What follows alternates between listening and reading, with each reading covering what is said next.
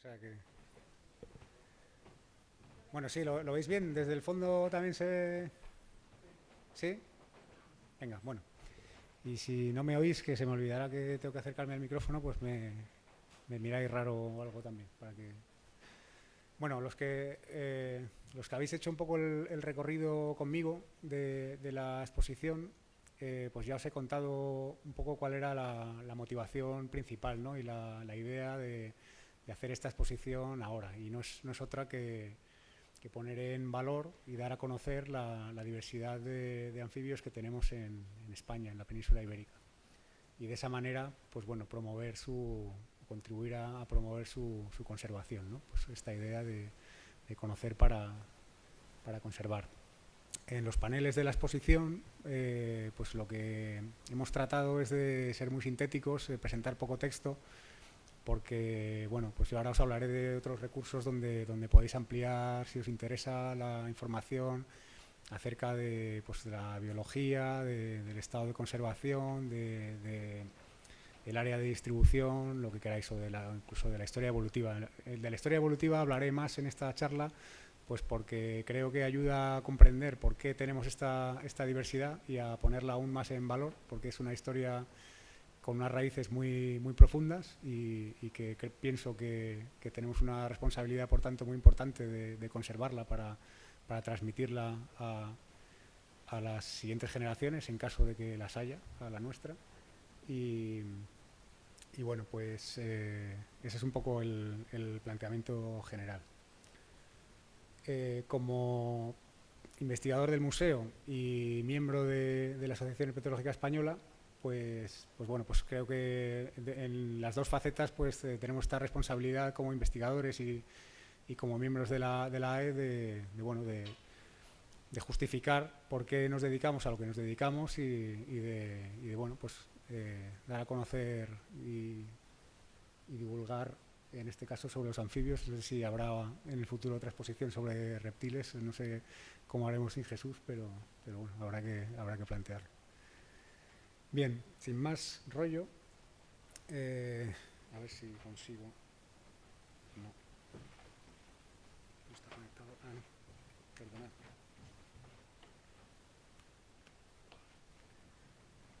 Ahora, vale, pues bien, hablábamos de diversidad y de conservación. Entonces, en primer lugar, pues la primera pregunta que nos podemos plantear es de cuántas especies estamos hablando, ¿no? Y esto, pues,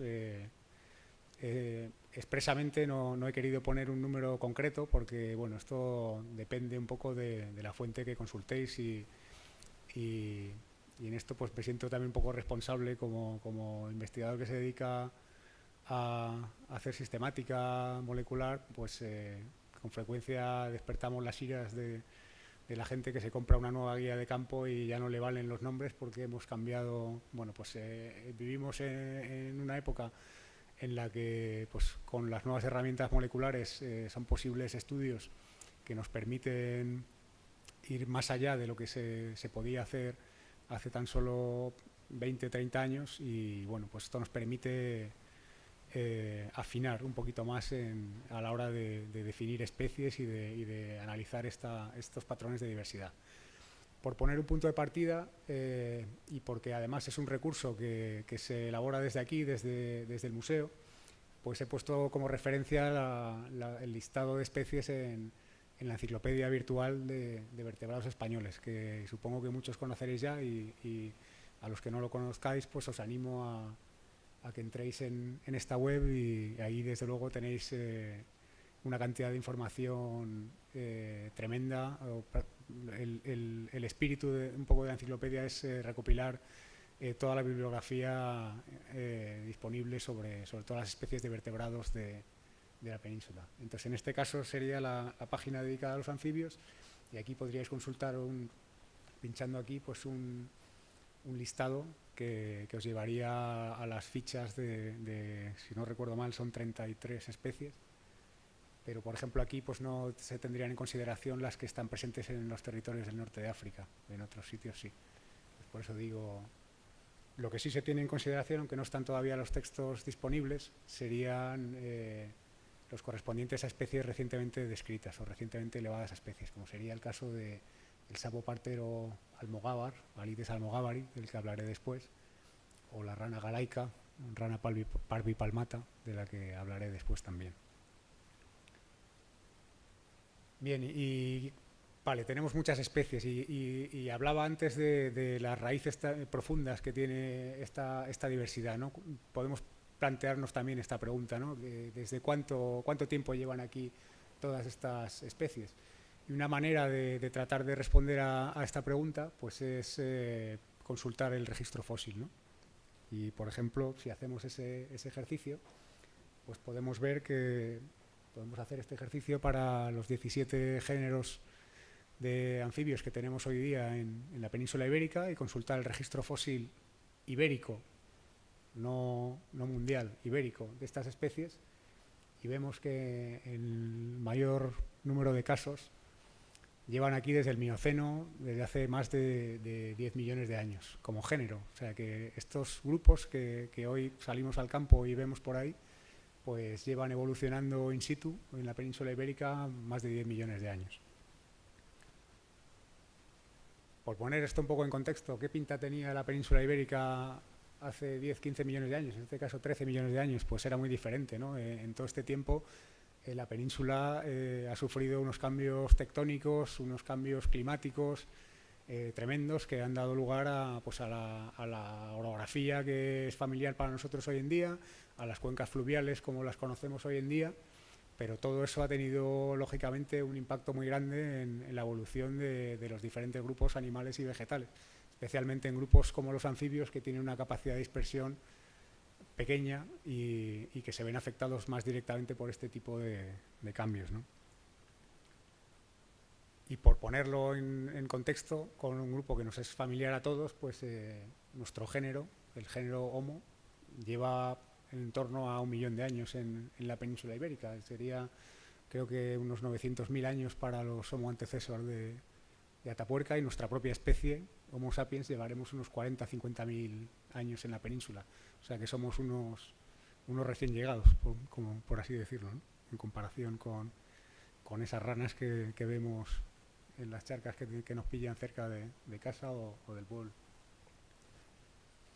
Bien, como os decía, bueno, podéis consultar diferentes listas sobre la diversidad de especies. Otra de las listas que podéis consultar es la lista patrón que elabora la Asociación Herpetológica Española, y que en este caso lo que pretende es pues recoger las novedades taxonómicas y bueno, de acuerdo a las evidencias presentadas por diferentes estudios y en base a una argumentación pues más o menos elaborada, pues se aceptan o no se aceptan los últimos cambios que se van proponiendo. La idea es que esto pues cada 2 años o así se hace una revisión de las nuevas evidencias que se hayan podido publicar y se va actualizando el listado, siempre haciendo referencia a las listas anteriores para que todo el mundo pues vea de dónde vienen los cambios. Y la idea es que este tipo de listas patrón pues sean útiles, por ejemplo, pues ya a efectos de gestión, ¿no? Pues para cuando luego te llaman del ministerio y te dicen que quieren actualizar pues el catálogo regional de especies amenazadas y qué pasa con, no sé, con rana ridibunda, y dice, bueno, es que eso cambió de nombre hace 30 años. Pues para este tipo de cosas es para lo que se hacen estos listados, que por otro lado hacen a mucha gente tirarse de los pelos porque no les gusta que esto cambie tan a menudo como está cambiando ahora, pero bueno, es lo que hay, y aquí por lo menos pues tenéis una recopilación de dónde sale la información y por qué se toman unas decisiones y no otras. En el caso de los urodelos, que estarían representados aquí, pues tenemos, según este listado, 11 especies.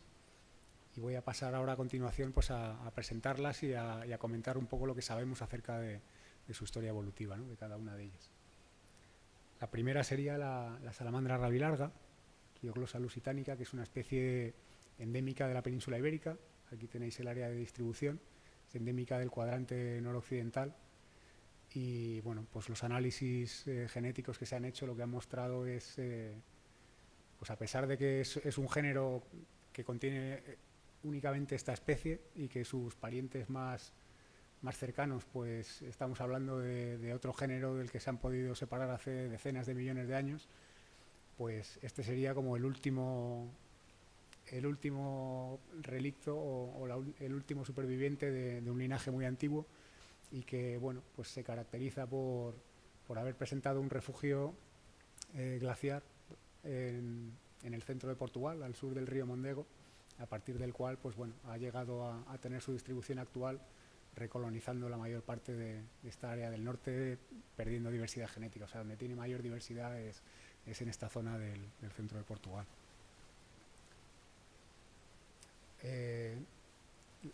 Otras especies endémicas son los tritones del Pirineo, que estaban agrupados en un panel en la exposición. Este sería el tritón pirenaico, Calotriton asper. Como veis, es un endemismo de la cadena pirenaica, y los distintos análisis que se han hecho pues describiendo su estructura genética pues también coinciden en mostrar pues bueno, relativamente escasa diversidad para lo antiguas que son estas especies, pero un patrón que es recurrente, compartido con otros taxones que aparecen en Pirineos, y que es una división aquí en los Pirineos centrales, de manera que tendríamos los grupos de poblaciones de los Pirineos orientales, donde suele haber más diversidad genética. Veremos luego algún otro ejemplo en otro anfibio. Y en el caso de las poblaciones occidentales, pues también encontramos una menor diversidad genética.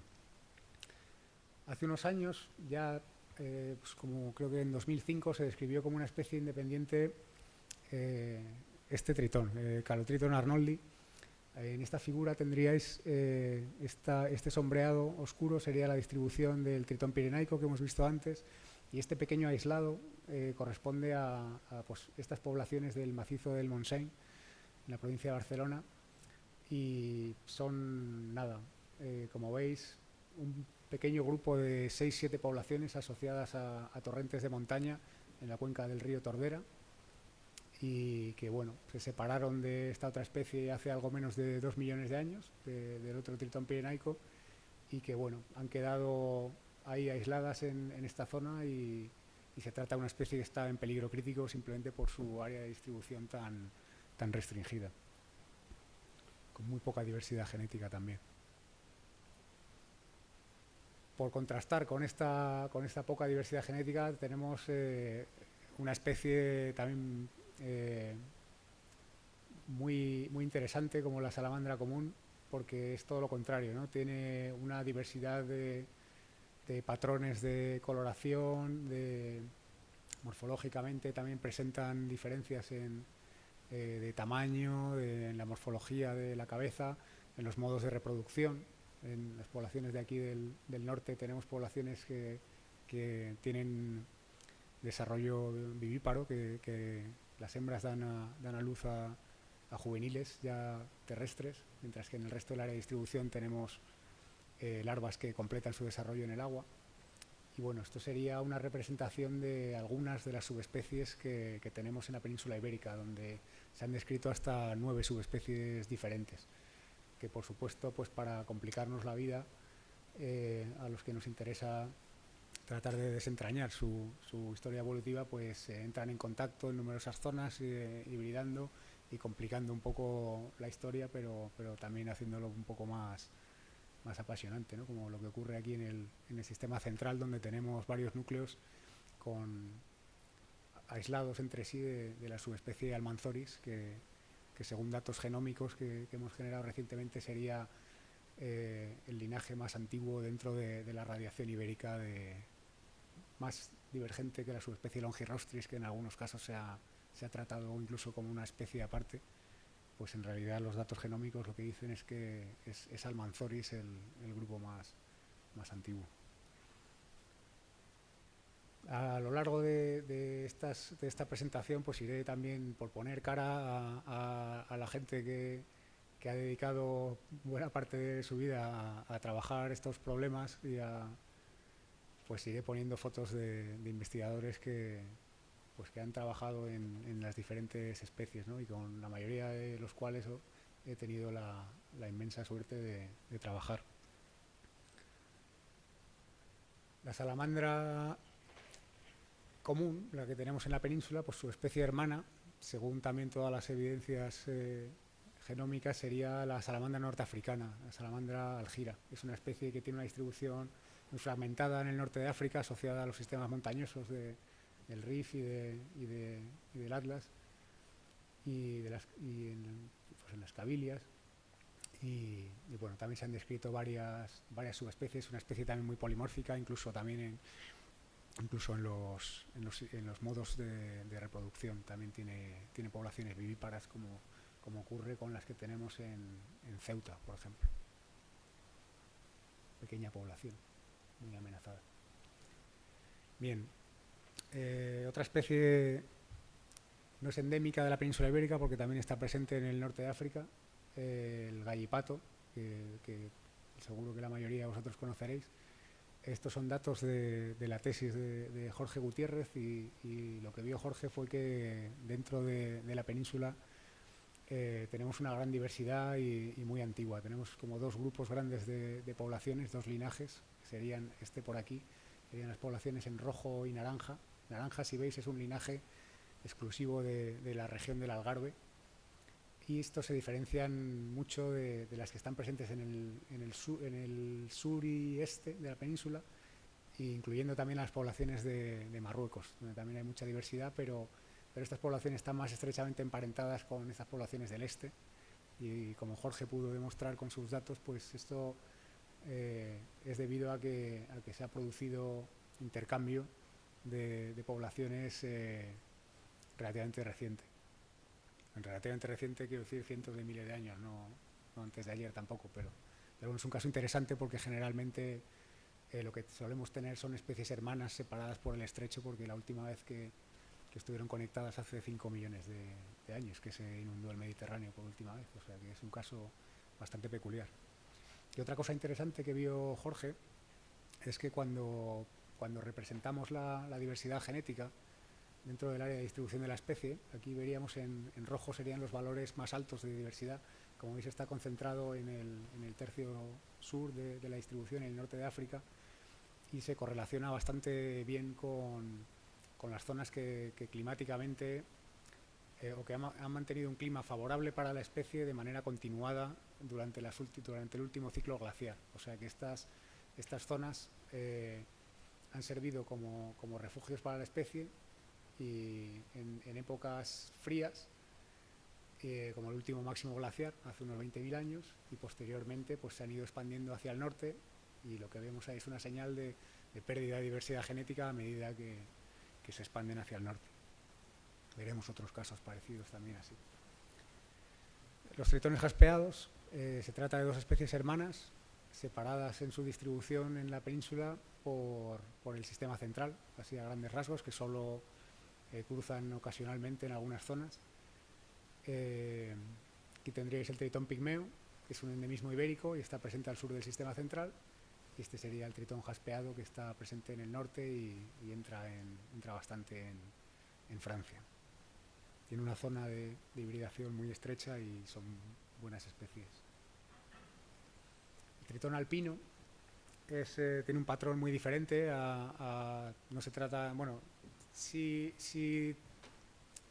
no es una especie endémica, pero sí que tenemos una subespecie endémica. Veis que las poblaciones ibéricas están completamente aisladas geográficamente del resto de poblaciones de la especie, y teniendo en cuenta que esta sería la población introducida que hay en Peñalara, pero bueno, las poblaciones cantábricas están bien diferenciadas, aunque se debieron diferenciar también en las últimas glaciaciones. Es una diferenciación reciente. Es una especie también con mucho polimorfismo, y para la que se han descrito muchas subespecies, y que seguramente en los próximos años, cuando se analicen algunas de estas zonas de contacto, pues se verá si algunas de estas puedan considerarse especies. Seguramente esta subespecie de aquí del Peloponeso y que sería la subespecie beluchensis, en el futuro se consideren como una especie independiente. Bueno, volviendo a especies endémicas de la península, los pequeños tritones del género Lysotriton, tenemos dos especies, o tres, porque este sería el tritón ibérico, Lysotriton boscae, este sería el área de distribución y bueno, los diferentes colores pues indican la distribución de diferentes linajes basado en ADN mitocondrial y en base a estudios posteriores con ADN nuclear y analizando zonas de contacto, se ha visto que estas poblaciones que veis en color rosa pues corresponderían a una especie diferente para la cual existía ya un nombre disponible que sería el Lysotriton malsani. Es un endemismo portugués y bueno, es un trabajo de este año, o sea que no es que sea una primicia, pero casi. De hecho, este es un grupo en el que ha trabajado, por ejemplo, Mario García París, que ha trabajado muchas otras especies, pero bueno, aquí pues quería ponerle porque bueno, su aportación o su colaboración en este trabajo pues fue muy importante. El otro grupo, la otra especie de tritón del género Lysotriton es el tritón palmeado. En la península solo lo tenemos en el tercio norte, en Pirineos y en la Cantábrica, en el noroeste. Hay varias subespecies descritas, pero bueno, de estos linajes tienen una divergencia muy reciente y bueno, tenemos más diversidad, que luego tiene una distribución más amplia en el resto de Europa y parece ser que es una especie que también ha tenido un verdadero refugio en la península durante las glaciaciones y desde ahí luego pues recolonizó buena parte de Europa occidental. Es un trabajo de la tesis de Ernesto Recuero, también de aquí del museo. Bien, volviendo a la lista patrón de la AE, pues tendríamos 24 especies de anuros. Aquí no están consideradas algunas de las novedades taxonómicas de las que hablaba antes, pero sí que están las especies del norte de África. Entonces, bueno, pues según gustos, pues hablaremos de 35 especies, de 33, de 34, lo que queráis. Lo importante es que sepáis dónde encontrar la información y que bueno, que contrastéis vosotros mismos y os quedéis con la que más os gusta. Empezando por los sabos parteros del género Alites, tenemos 4 especies. El sabo partero ibérico, otro endemismo ibérico, como veis, siempre que los anfibios son un grupo muy agradecido para hacer este tipo de estudios filogeográficos donde vemos patrones de diversidad genética y su correspondencia con la geografía, porque siempre tenemos, primero hay una estructura siempre muy fuerte, siempre encuentras una correspondencia muy clara entre los diferentes grupos y su distribución geográfica. Luego tienes grupos que tienen una distribución más amplia o más restringida, o que son más antiguos o más modernos, pero como son animales con poca capacidad de dispersión, pues siempre van a tender a mostrar estos patrones de estructura y luego habrá que interpretar si la divergencia es muy antigua, si los patrones de hibridación entre linajes son consistentes con barreras reproductoras y los podemos considerar especies o no. Eso ya requiere pues estudios más detallados, pero sí que, como veis, hay patrones recurrentes en diferentes grupos, como en este caso sería, si os fijáis, este grupo verde, que sería el más divergente aquí, también restringido al algarve portugués. Aquí, en cambio, estas divergencias, aunque a lo mejor aquí este árbol no tiene una escala temporal asociada, pero son divergencias mucho más recientes que las que mostraba, por ejemplo, para los gallipatos. O sea, que aquí, bueno, no es una cuestión de que vayamos a hablar aquí de especies crípticas, sino simplemente de patrones de diversidad intraespecífica que también son importantes de considerar en políticas de conservación, por ejemplo. Pueden ser unidades de manejo diferentes. Otro endemismo ibérico, y este de una distribución más restringida, limitado a las sierras béticas, es el sapo partero bético, Alites dikileni. Y pues bueno, como era de esperar en una especie que se distribuye por estos sistemas montañosos, pues prácticamente veis que cuando se hacen los análisis genéticos, en estos análisis lo que se muestra es la pertenencia. Cada columna sería un individuo que hemos genotipado con unos marcadores moleculares y los diferentes colores indican como diferentes grupos genéticos. Entonces,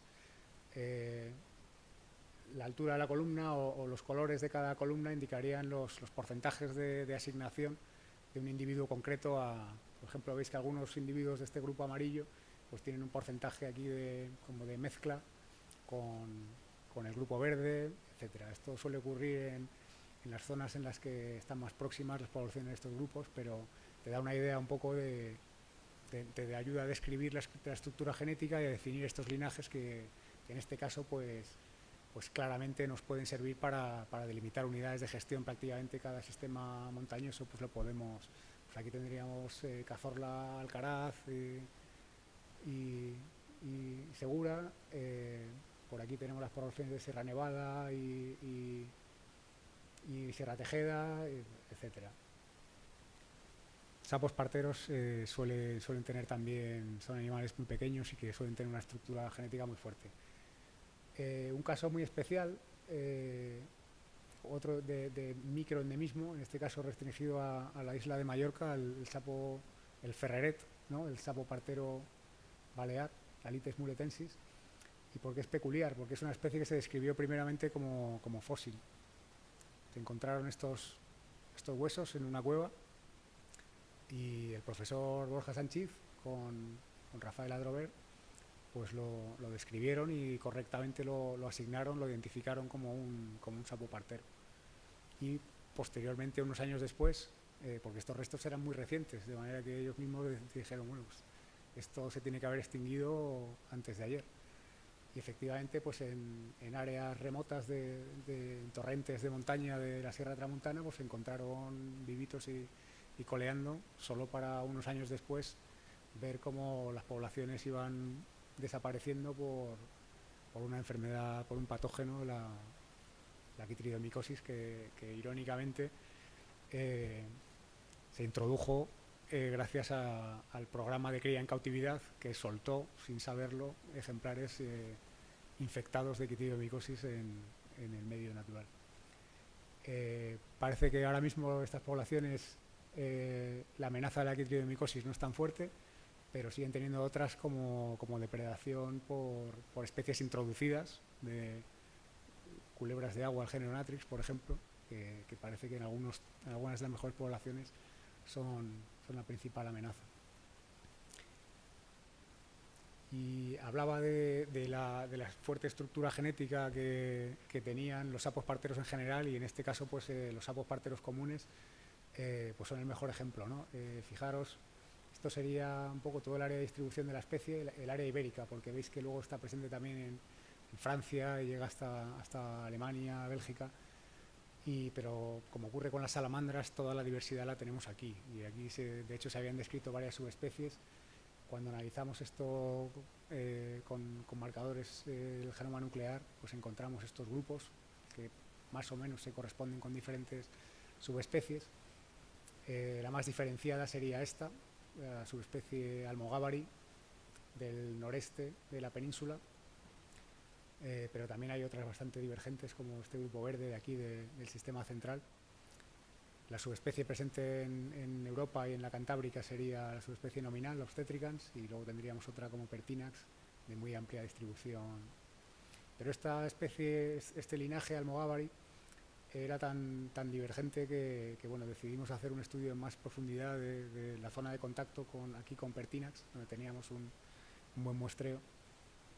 En colaboración con Christophe Dufresnes, pues vimos, aplicando marcadores genómicos, que realmente la zona de hibridación la introgresión era mínima, se estaban comportando como especies aisladas reproductivamente, y por eso decidimos proponer elevarla a especie. Por eso hablamos ahora del sapo partero almogávar o el sapo partero occitano o catalán, o como lo queráis llamar, porque es su área de distribución, prácticamente desde el prepirineo de Huesca a la mayor parte de Cataluña, al norte del delta del Ebro, y un poquito por el sureste de Francia.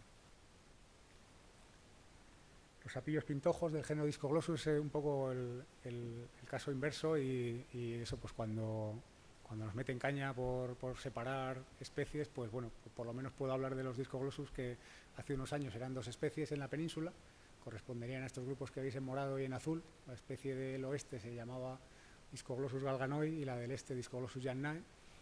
Pues en este caso, como veréis en estos datos, En la siguiente figura, aquí, bueno, pues analizamos también las zonas de contacto y sí que vimos que estas zonas de contacto mostraban hibridación en zonas muy amplias, que lo que mostraban era que no había barreras, por ejemplo, estos patrones de aquí, de mezcla, no son consistentes con la idea de que existen barreras a la hibridación. Aquí estas dos especies están siguiendo un concepto biológico de especie, están hibridando y es mejor considerarlas como una única especie que sigue siendo endémica de la península ibérica y sigue siendo importante conservar estas poblaciones de este linaje del este porque es donde están sufriendo una regresión más marcada y donde necesitan más intervención, ¿no? En el norte de África pues tenemos, mira que tenemos poco territorio, pero tenemos dos especies distintas. En Ceuta tenemos Discoglossus escobaci y en Melilla tenemos Discoglossus pictus. Y estas dos especies en cambio sí que muestran una separación muy clara sin evidencia de hibridación, porque su divergencia es mucho más antigua. Si veis en esto sería un árbol basado en estos datos genómicos. Esta divergencia entre Escobaci, de hecho, sería grupo hermano de la especie ibérica. Seguramente se diferenciarían por ese evento de llenado del Mediterráneo hace 5 millones de años y Pictus, el linaje de Pictus se diferenció mucho antes. Estaría más relacionado con la especie endémica de Cerdeña. Y Pictus no solo lo tenemos en Melilla, sino de que también tenemos la suerte de tener poblaciones introducidas en el noreste, en Cataluña. ¿Por qué? Porque en el sureste de Francia, al principio del siglo XX, pues se utilizaban como animales de laboratorio y pues como todo animal de laboratorio que se prece, se escaparon y bueno, pues se fueron expandiendo. La localidad de esta introducción original estaría más o menos por aquí y en este trabajo pues lo que estuvieron viendo eran los patrones también de diversidad genética con respecto a este punto de origen y bueno, lo que se ve es que pues lógicamente, como se espera en una especie invasora, a medida que va colonizando nuevas áreas hacia el norte y hacia el sur, pues van perdiendo diversidad genética por efecto fundador, pero bueno, son buenos competidores y están bien asentados en las comunidades de anfibios del noreste ibérico. O sea, es una especie que se ha hecho muy común. No he dicho que si queríais pararme en cualquier momento para hacer una pregunta, pero bueno, si no podemos hacer las preguntas al final. Pero bueno, no sé, si no, pues me paráis o me decís. De paso estamos poquitos aquí, a gusto. Bueno, sapo de espuelas, tenemos una especie casi endémica también de la península, como veis tiene un poquito de distribución en el sureste de Francia y también en la costa atlántica. Estas poblaciones pertenecen al mismo grupo y debieron estar conectadas no hace mucho, poblaciones ya con poca diversidad genética también, ahora lo veréis. Como veis, como decía antes, siempre tenemos una estructura muy marcada, tendremos un grupo aquí en la meseta norte, un grupo este, un grupo oeste, divergencias más recientes también, estamos hablando del último millón de años, no mucho. Y de nuevo, cuando representamos la diversidad genética de esta especie, pues vemos también que principalmente donde tiene más diversidad es en la mitad sur de la península. Y de ahí, pues bueno, se han debido expandir más recientemente hacia el norte y, por ejemplo, pues casualmente o no, pues son las poblaciones donde se están produciendo más declives y donde tenemos poblaciones más fragmentadas, pues las de la costa gallega, los de la costa atlántica francesa, no tanto en la costa mediterránea francesa, donde parecen ser más comunes. Bueno, este es un temita interesante, los sapillos moteados. Hasta hace relativamente poco, hasta el año 2000, teníamos una sola especie en toda la península. En el año 2000 se describió Pelodites ibericus, precisamente por investigadores de aquí del museo, con Borja Sanchís de nuevo implicado en el ajo, y sería pues este grupito que vemos aquí. Y posteriormente pues se publicó un trabajo en el que se hablaba de otras dos especies candidatas, que se decía que posteriormente se describieron formalmente, que entrarían dentro de lo que se conocía entonces como Pelodites puntatus. Una correspondería a esta especie que estaría presente a lo largo de la costa portuguesa, prácticamente por todo el país, que se describió como Pelodites atlanticus, Y luego una especie que estaría presente pues en las dos mesetas y en toda la costa del Levante ibérico, formando una zona de contacto con Pelodites puntatus, sentido estricto, pues ahí en Cataluña. Eh, Como luego se vio, mediante también análisis genómicos, pues esta descripción, sobre todo de Spericus, quizá fue un poco prematura y ahora pues bueno, se ha rebajado, se ha vuelto a sinonimizar con puntatus, sería una subespecie de puntatus. ¿Por qué? Porque como veis aquí, cuando miramos los datos genómicos, el área de introgresión es muy amplia, ¿no? Prácticamente desde Lleida hasta la costa.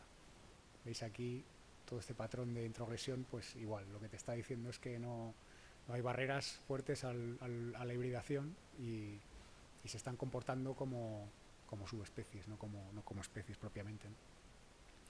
¿Qué pasa con Pelodites atlanticus y Pelodites ibericus? Pues lo contrario, aquí sí que tenemos una transición muy fuerte y algún tipo de selección contra los híbridos o alguna barrera a la hibridación tiene que haber, porque si no, no podríamos explicar en esta proximidad geográfica que tener esta transición tan fuerte desde un punto de vista genético. Entonces, por eso sí que, de hecho, si veis, esto sería un árbol familiar, digamos, basado en los datos genómicos y sí que muestran una diferenciación más fuerte entre este par de especies que entre estos dos linajes y por ello pues la evidencia que tenemos ahora mismo lo que sugiere o lo que recomienda es que hablemos de tres especies, ¿no? De Pelodites ibericus, que sería un endemismo del sur de la península, Pelodites atlanticus, que vuelve a ser un endemismo portugués. En 2 años le han pasado de no tener ningún endemismo, ningún anfibio endémico de Portugal a tener dos. Y luego tendríamos Pelodites puntatus con estos dos grupos, uno principalmente ibérico y otro que ocuparía ya pues la mayor parte de Francia. Bueno, otro grupo que también ha estado movidito en los últimos años, el sapo común de toda la vida, que todos estaréis hartos de verlo y toda la vida habréis oído pues el bufo, pues ya no es bufo. ¿Por qué? Porque las poblaciones ibéricas y las de la mayor parte de Francia son muy diferentes y los análisis de la zona de contacto han mostrado también que la zona de hibridación es muy estrecha, no hay prácticamente hibridación. Y además tenemos algunos caracteres morfológicos que, al menos en algunas zonas, en la mayor parte de las zonas de contacto en Francia, son útiles para discriminar las dos especies, ¿no? El sapo común, bufo, tiene las parótidas en una orientación más paralela, mientras que el sapo común ibérico las tiene más divergentes hacia atrás. También hay diferencias en los tubérculos metatarsianos. Como veis, no solo está presente en toda la península ibérica, sino también en el norte de África. Esta sería un poco la descripción de la zona de contacto muy estrecha entre las dos especies. Bufo también sería una especie, al menos este grupo, porque esta es una historia más complicada, porque bufo, como es una especie de distribución muy amplia, también hay diferentes linajes, entonces no son los mismos bufos los de Centro Europa que los de Italia, por ejemplo. Los de las penínsulas del sur tienden a ser de tamaño más grande, creemos que por convergencia con los ibéricos. Quizá por vivir en climas más cálidos tienden a ser más grandes, mientras que los sapos comunes de Centro Europa son más pequeños.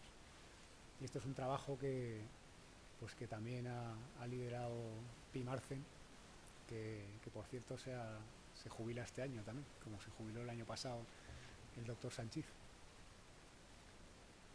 Bueno, el sapo corredor, curiosamente, se ha estudiado poco aquí en la península ibérica, a pesar de que, bueno, como veis en este trabajo, que es bastante antiguo y que es de un grupo inglés, pues se sabe desde hace tiempo que, como ocurre con otras especies que os he presentado, prácticamente toda la diversidad genética que tiene la presenta en la península ibérica. O sea, la península ha sido un refugio histórico muy importante, a partir del cual pues han recolonizado Europa, y la verdad que la figura no puede ser más gráfica, porque como veis todos estos círculos negros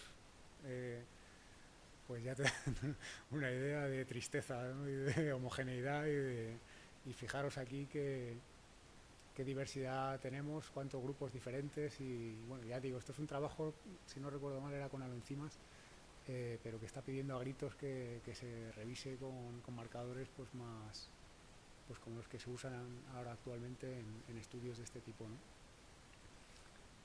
Es una especie común, pero que no quería dejar de destacar, porque es otra cosa que se queja la gente. ¿Y por qué ahora se llama Epidalea calamita y no bufo calamita como toda la vida? Pues se llama Epidalea porque cuando se han hecho reconstrucciones de árboles familiares, de árboles filogenéticos, es un grupo muy divergente. No sabemos cuál es su especie hermana a día de hoy, con datos genómicos y lo que queramos.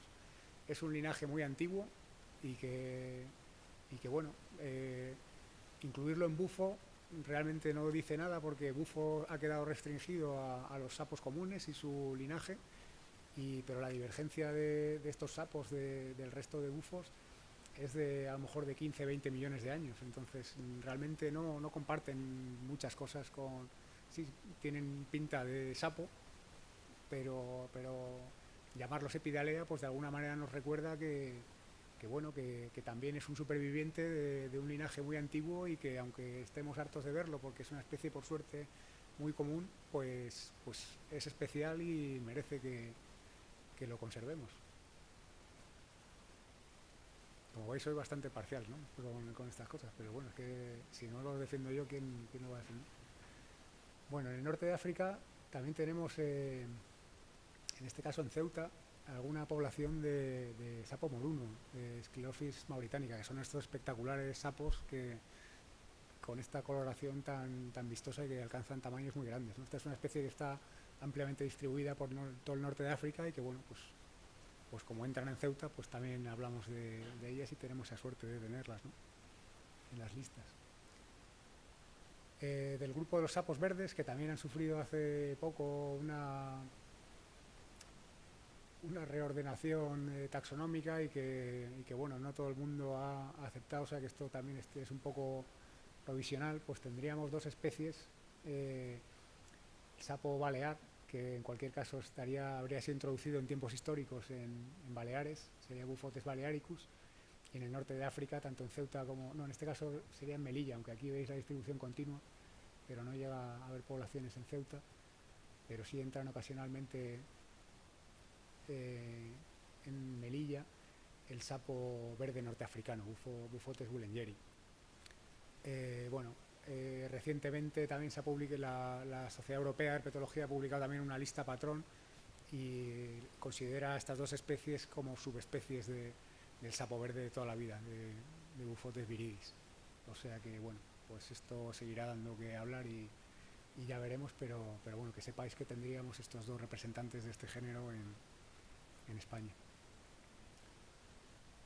Bien, pasamos a las ranitas de San Antonio, las ranitas arbóreas, y la Moyeri, que también era antes Hila arbórea.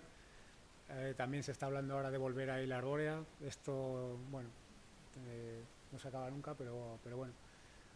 Los primeros estudios que habían hecho no mostraban mucha diversidad, pero bueno, sí que nos metimos a trabajar nosotros con ello un poco más en detalle, y sí que vimos que había dos grandes grupos, también separados más o menos por el sistema central, y con bastante mayor diversidad en el grupo sur.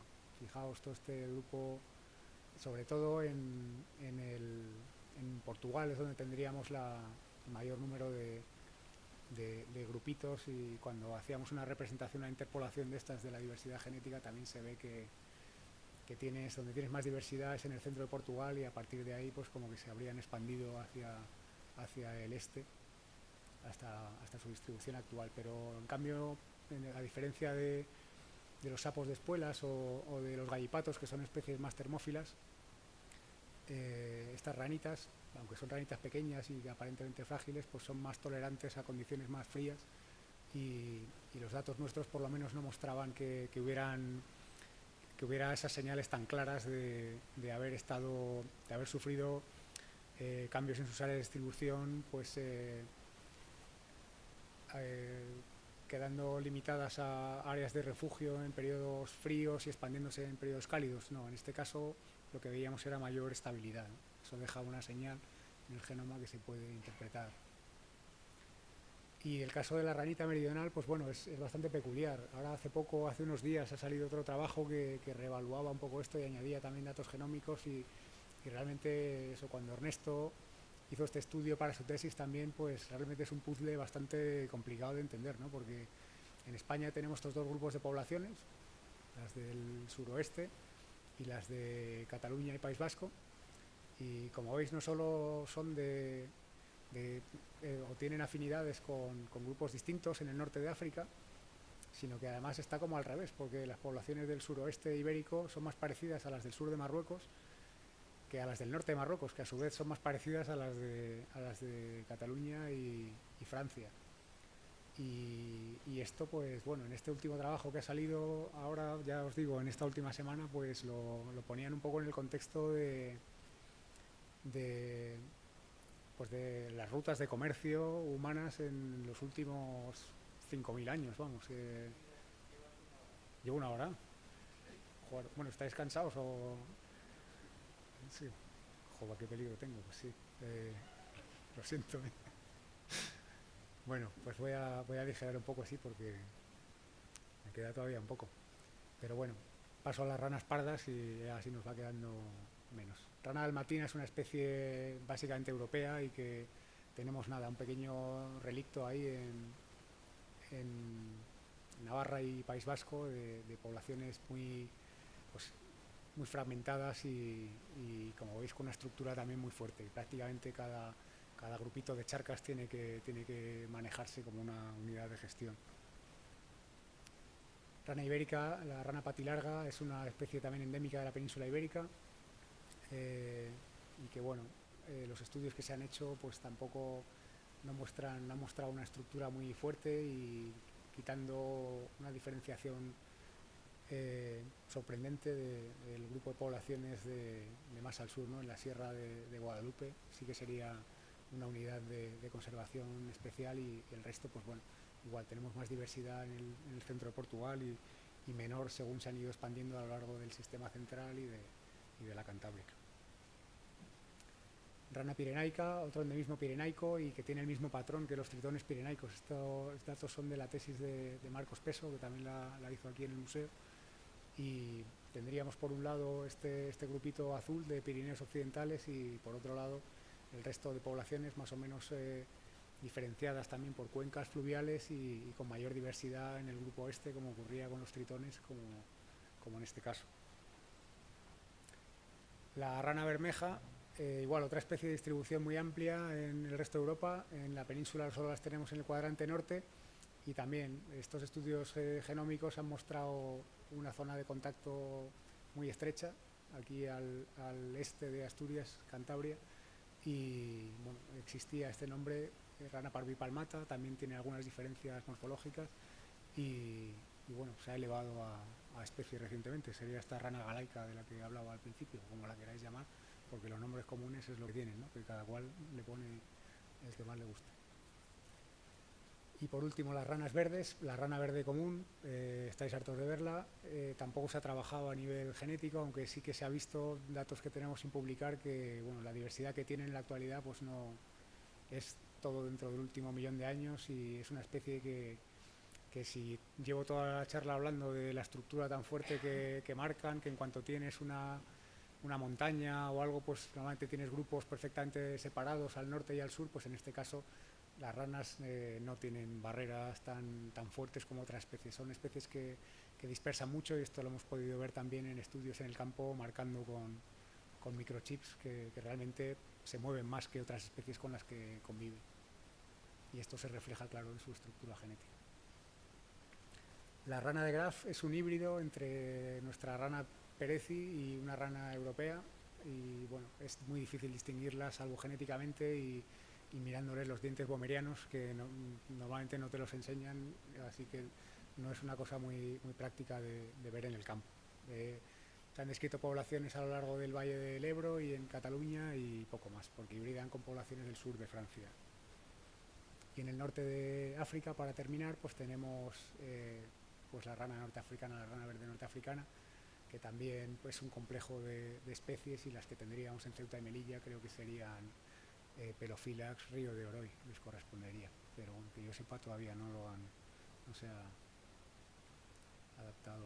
Entonces bueno, a modo de resumen, Lo que quería destacar aquí es que, bueno, con toda esta información que tenemos sí podemos ver qué áreas han sido importantes históricamente como refugios para especies o para linajes dentro de especies y por tanto pues nos puede ayudar a definir áreas de endemismo pues que nos ayuden a planificar políticas de conservación, ¿no? Y bueno, ahí veis pues tenemos endemismos pirenaicos, tenemos especies que han tenido refugios en la Cantábrica, en el centro de Portugal, en el Algarve, las sierras béticas importantísimas para especies endémicas, incluso el sistema central.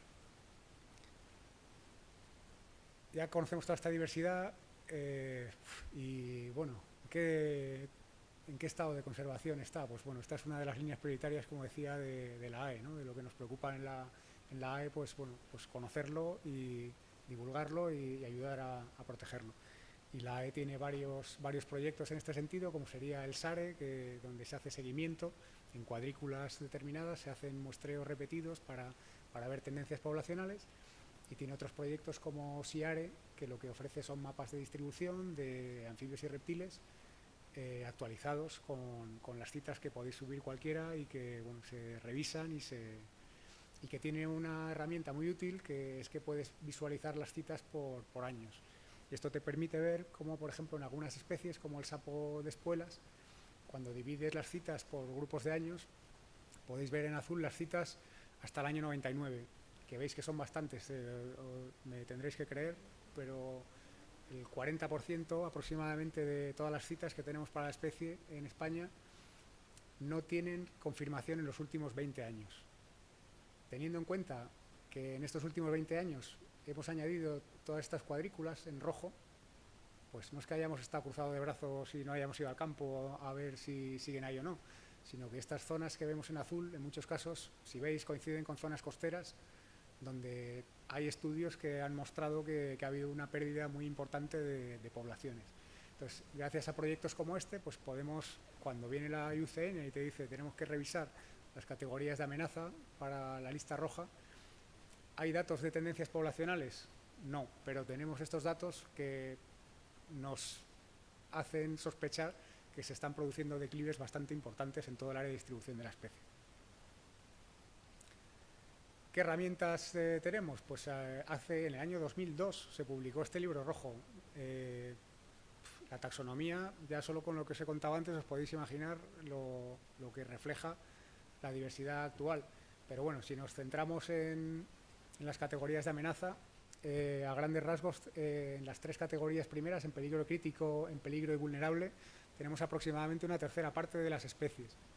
Si ya incluimos las que están como casi amenazadas, que son especies que por definición, si siguen las amenazas, que ya os digo que siguen, se espera que entren a la categoría vulnerable en el futuro, pues entrarán. Ya tendríamos en torno al 50% de las especies.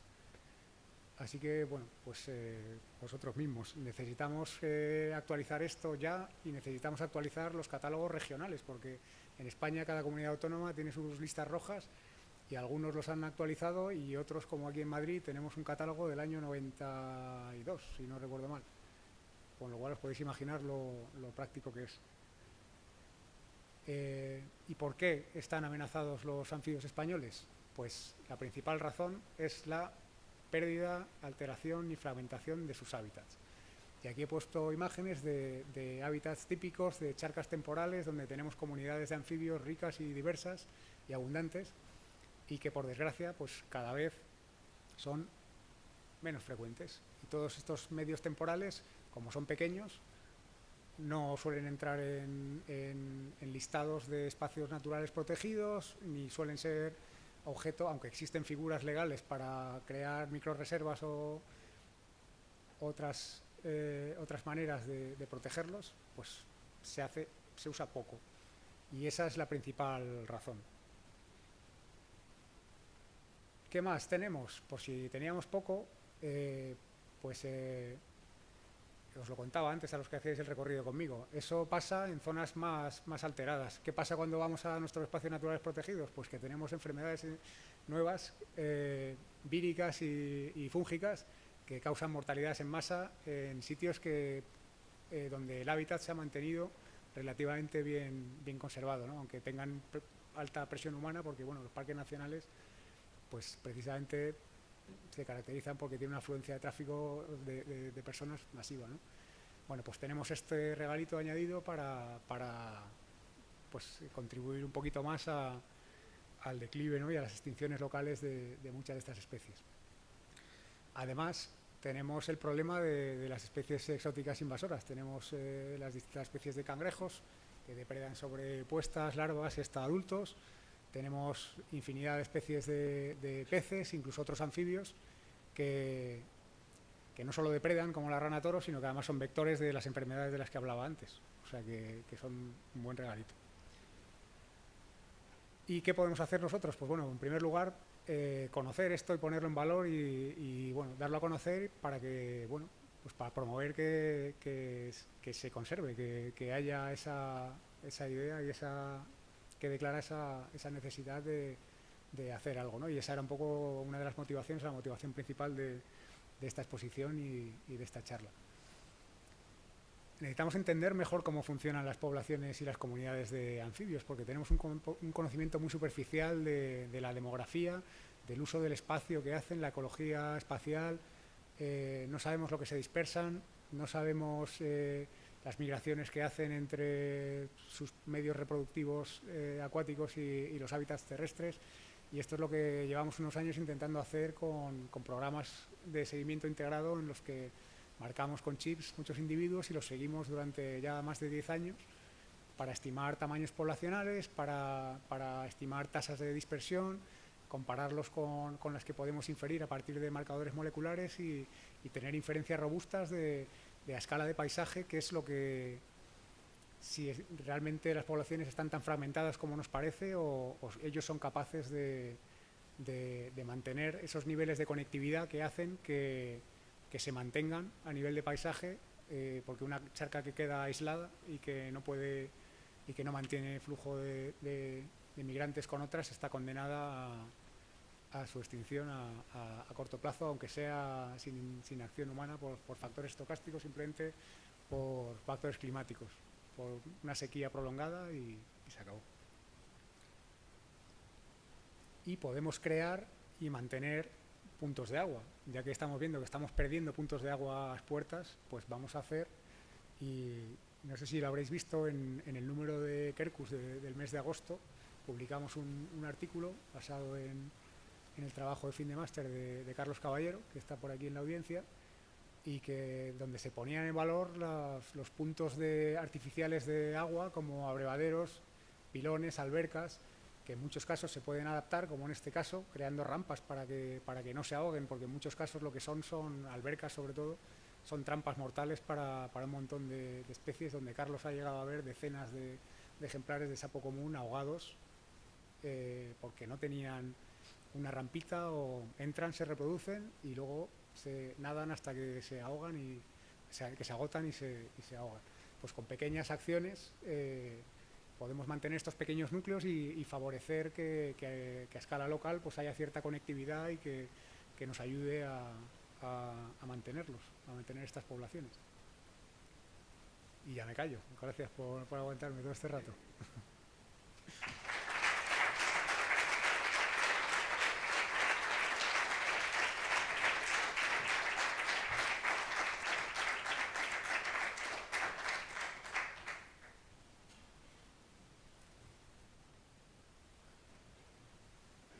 A ver, preguntas.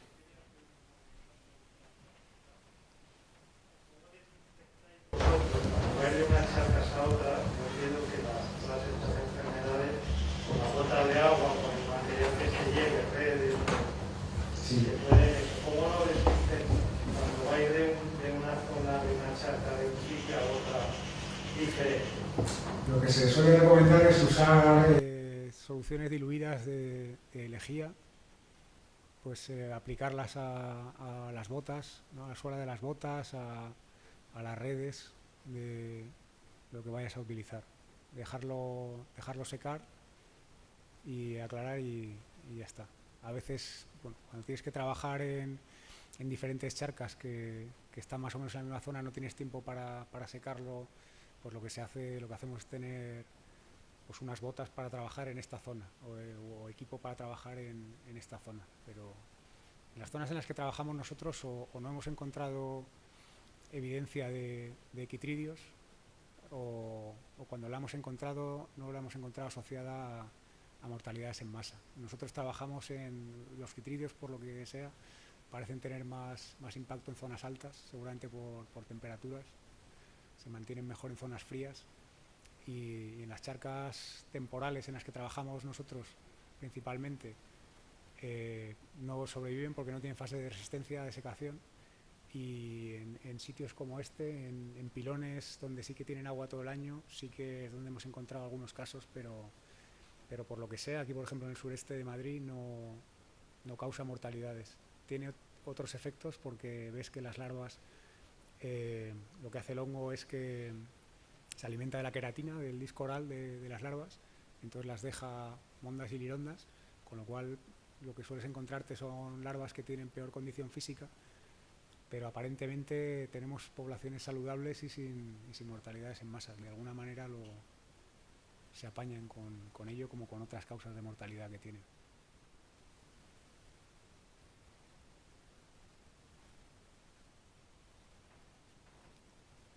Os he dejado anestesiados, ¿eh?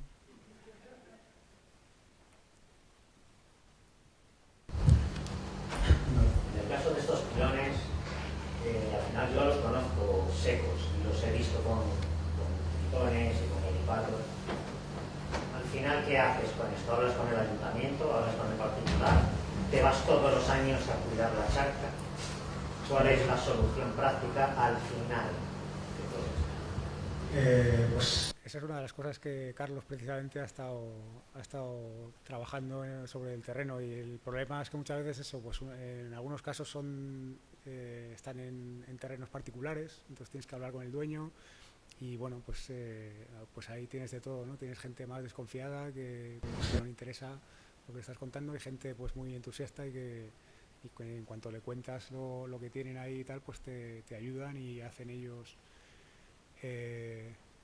Los propios agentes forestales son los primeros que se implican generalmente en este tipo de acciones, y muchas veces van con bidones de agua incluso en el coche para, en el momento que ven que algunos de estos pilones están perdiendo agua y tienen larvas y tal, ellos mismos reponen. Pero sí, lo suyo sería que los propios ayuntamientos o la comunidad, o pues a través de ayudas o lo que sea, porque no son medidas caras, o sea, realmente en muchos casos lo que ha visto Carlos es que tienes poblaciones que dependen de un abrevadero, de una fuente, y que esa fuente se agrieta un día, como nadie la está usando porque está un poco así medio ornamental, medio abandonado, pues ahí se queda y se perdió. Entonces o va alguien un día y sella otra vez esto sí. Antiguamente se usaban para brevar el ganado y hoy en día están abandonados. Pero hay manantiales. Yo a veces he canalizado alguno, el pilón se ha vuelto a llenar, pero el año que viene tengo que volver a canalizarlo. La tubería está metida, solamente... Sí. Ahí hay sitios en el sureste que hay fuentes que han perdido, se ha perdido la conexión con el manantial y llevan años así, y lo único que cogen es cuando llueve y lo que les rellena. Y sí, pues con una acción así, bueno, que no tiene por qué ser simple, porque a veces eso, recuperar la conexión con el manantial. Yo he estado, otro caso, pues creo que 3 años siguiendo una población de sapillo pintojo en el Pardo, en el Palacio de la Quinta, donde había un manantial ahí que hacía nada, un pequeño arroyo, y tenía una población la mayor población de sapillo pintojo que yo he visto en mi vida. Empezamos a chipar bichos, a ponerles chips, y en el segundo o tercer año llegamos como a unos 300 individuos en un sitio que no tiene ni 100 metros de agua, de arroyo.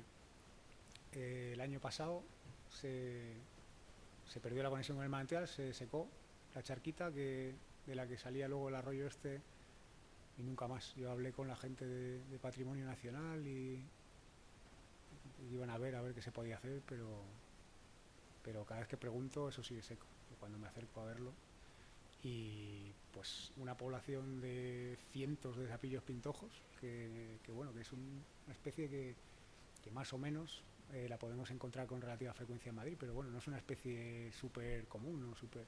Y una población que además llevábamos estudiando 3 años, que empezábamos a conocer cosas interesantes, ¿no? de su biología y tal, se acabó. Así pues por un año malo, o porque se pierde por lo que sea la conexión y a nadie le importa recuperarlo y ya está. Y uno aquí, otro aquí, otro aquí, otro aquí.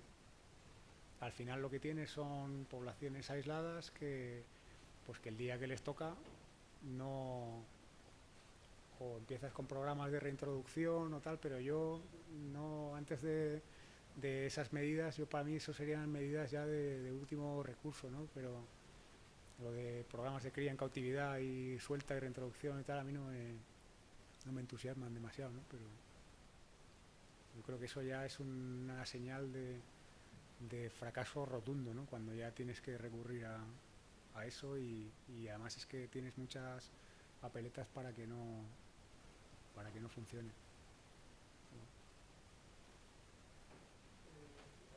¿Crees que los factores de amenaza están bien conocidos y no crees que hay algo que todavía no se ha investigado? Te digo un caso concreto de Salamandra, yo la he visto cuando tenía 10 años, 12 años, tengo fotos con ellas en un pueblo de La Rioja, que está a mitad de camino de la Demanda y del Valle del Ebro, 600 y pico metros de altitud. Y tengo fotos, entonces cuando le pasé la cita a Saldívar, que estaba haciendo las de La Rioja, me dijo, no hay ninguna cita de Salamandra en La Rioja. Te quiero decir que si en el tiempo de 40 años aproximadamente, que la mitad de la vida humana se ha extinguido una especie, una comunidad autónoma, pues imagínate, esto es nefasto y que tiene que haber algo que todavía no sabemos. ¿No te parece posible eso? Porque los hayedos de la demanda están totalmente en zonas muy buenas. Y yo las he visto en una huerta familiar de la Rioja, de un pueblo a una altitud media. ¿Cómo explicas que, por ejemplo, ha desaparecido? Que es la que se ha ido moviendo por todo el mundo artificialmente, digamos, pero que luego en realidad también hay cepas endémicas de cada sitio que en principio no han causado problemas, que ha sido cuando han recombinado con la de expansión reciente, cuando se ha liado parda, ¿no? Pues no sé, ese tipo de cosas es lo que es más complicado entender quizás, ¿no? Pero sí, ¿no? Hay patrones de esos que dices, ¿qué habrá pasado aquí? O por qué tienes parteros en Guadarrama, en las zonas altas y no en Gredos, ¿no? Y los tienes también en la Cantábrica y en Pirineos y en Gredos se quedan en zonas de valle, ¿no? Pues yo qué sé, ahí hay algo que a mí se me escapa también, pero bueno, estoy ya como en los bares, ya no, nos encienden las luces